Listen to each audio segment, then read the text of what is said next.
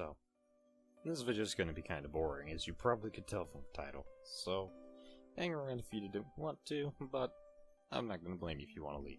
It's just going to be me steamrolling another team, as I tend to do.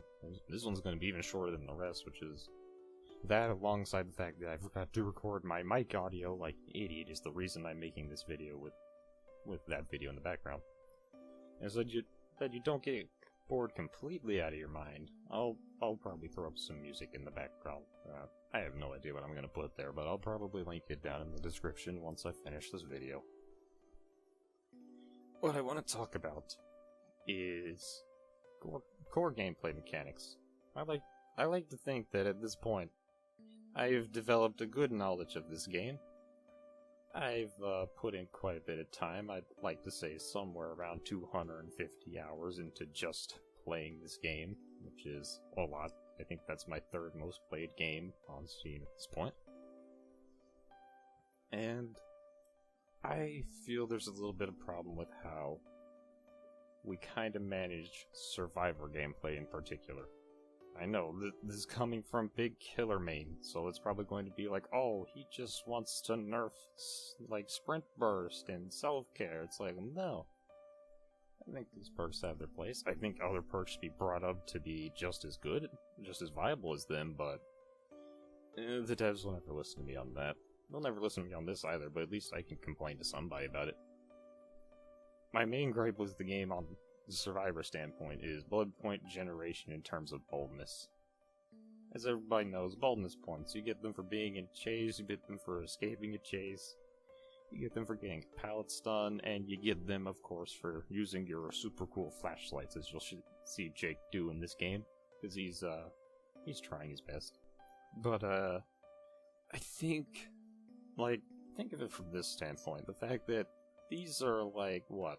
5'5" to 6 foot tall people going up against, in the case of the Trapper and the Hillbilly, people are like evildoers that are probably over the size of at least 7 feet, maybe even 8 feet. I don't know. I don't do the measurements. And what is the general consensus around the meta for hiding tier survivors? Especially in groups, it's one person find the killer and quickly give him a detailed and very drawn-out tour of every single pallet you can find, because that is going to stall him for the longest. And yeah, that's effective. And I'm not saying that should be nerfed in any way. I mean, there's some changes that should be made to it. I think chase needs to be changed in general from, not really removing the pallet game, but slightly buffing the window game, because the window game is useless at this point.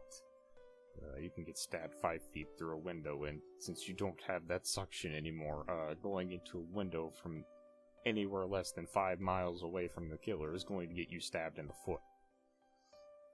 I think stealth, in particular, the complete counterpart to playing in a chase-style game, is what really needs to be buffed, and by buffed, I mean to actually be brought into existence, because let's be honest.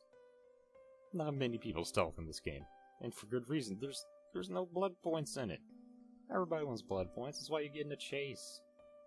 You get chased, you get blood points. You hide in a corner, you get 11 because the killer walked, 12 feet away from you and nearly saw you. 11 points, that's a whole lot. I feel like stealthing needs to be buffed. Stealthing needs to be brought up to be in line with being chased, because let's be honest, these are some pretty big dudes. Why are you wanting to find these dudes? You probably want to hide from these dudes. And so it's just the matter of fact, I want there to be more than just the let's loop the killer around the pallet style of gameplay. I want there to be more variety for the survivors. I want there to be, of course, more objectives for them to do. They need more objectives. There's a lot of things they could be doing in this game that the devs just don't want to do. But I think most of all, we just need to bring in more styles of the main type of gameplay. And currently it's just get in chase, get chased by a killer, eventually get downed, and get flocked to by all the other survivors, and everybody dies together. Or at least, as you've seen in this gameplay, that just tends to be what happens for me. I like playing stealth. I play Survivor from time to time, especially with buddies, especially on some comms. I mean, we're not the most competent group of people. Especially me, I'm probably the bottom of the scoreboard every time, because I'm great at this video game, trust me. I like stealth. It's a lot of fun, it's really interesting, and it's a lot more, like, intense for me than it is to be chased all the time, because all I know about chasing is, am I gonna make it to this pallet? No. Then I'm getting hit. But if I do make it to the pallet, then I won't get hit. So yeah. I just think that the pallet game in general is fine, as is. I just think there needs to be an alternative to it. And, yeah. So this video should be wrapping up just about now. I mean, we're at the scoreboard screen. We saw how the whole game went. It was a bit of a steamroll. Beep beep, motherfucker. You all got ran over. And, honestly, that's that. So, I'll just let this video run out. Thank you for watching and listening to me rant about the fact that playing Survivor is one-dimensional.